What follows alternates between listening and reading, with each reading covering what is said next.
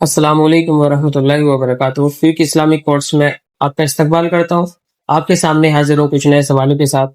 آج کا سوال ہمارا مولانا سے محرم کے مہینے کے اندر جو روزے رکھے جاتے ہیں ان کو لے کر کے ہے، کیونکہ بعض مرتبہ ہم نے سنا ہے کہ کچھ لوگ کہتے ہیں کہ محرم کے مہینے کے اندر ایک روزہ رکھا جاتا ہے، بعض لوگ کہتے ہیں کہ محرم کے مہینے کے اندر دو روزے ثابت ہے۔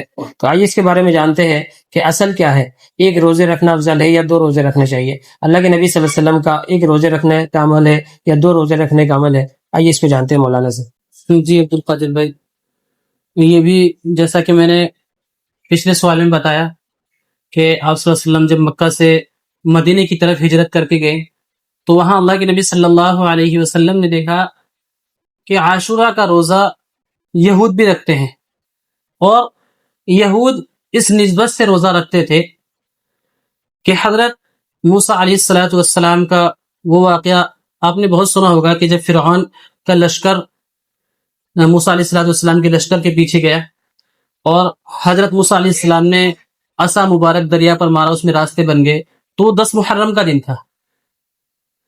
تو اس وجہ سے یہود اس کی نسبت لے کر کے روزہ رکھتے تھے۔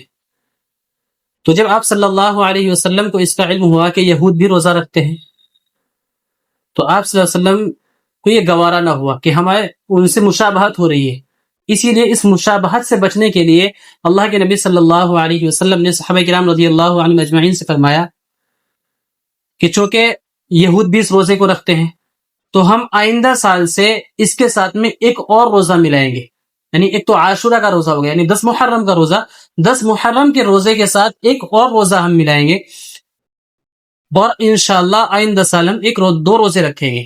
اللہ کے نبی صلی اللہ علیہ وسلم نے صحابہ کرام رضی اللہ عنہم اجمعین سے فرمایا، لیکن اللہ کے نبی صلی اللہ علیہ وسلم اگلے محرم آنے تک اس دار فانی سے رخصت ہو گئے۔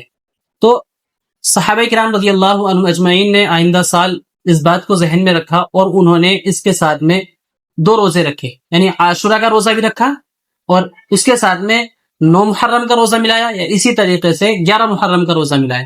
اس طریقے سے 2 روزے رکھے جاتے ہیں، اور ان 2 روزوں کی ہی فضیلت ہے۔ لیکن سب سے زیادہ فضیلت جو ہے وہ محرم کے روزے، اگر ایسا ہوتا ہے کہ بعض حضرات نہیں رکھ پاتے ہیں، رہ جاتے ہیں، تو وہ ایک 10 محرم کا روزہ رکھ لے، اس کے ساتھ میں 11 کا ملا لیں۔ تو یہ 2 روزوں کی فضیلت ہے۔ اور 2 روزوں کی فضیلت کیا ہے کہ اللہ کے نبی صلی اللہ علیہ وسلم نے فرمایا کہ جو شخص عاشورہ کا روزہ رکھے گا اللہ تبارک و تعالیٰ اس کے گزشتہ سال کے گناہ معاف فرما دے گا۔ گزشتہ سال یعنی جو سال ہمارا گزر گیا ہے اس سال کے اللہ تبارک و تعالیٰ ہمارے گناہ معاف فرما دے گا۔ اس روزے کی یہ فضیلت ہے۔ دوسری فضیلت عاشورہ کی یہ ہے کہ اللہ کے نبی صلی اللہ علیہ وسلم نے فرمایا کہ جو شخص عاشورہ کے دن اپنے اہل خانہ پر رزق میں وسعت کرے گا اللہ تبارک و تعالی پورے سال اس کی رزق میں برکت عطا فرمائے گا۔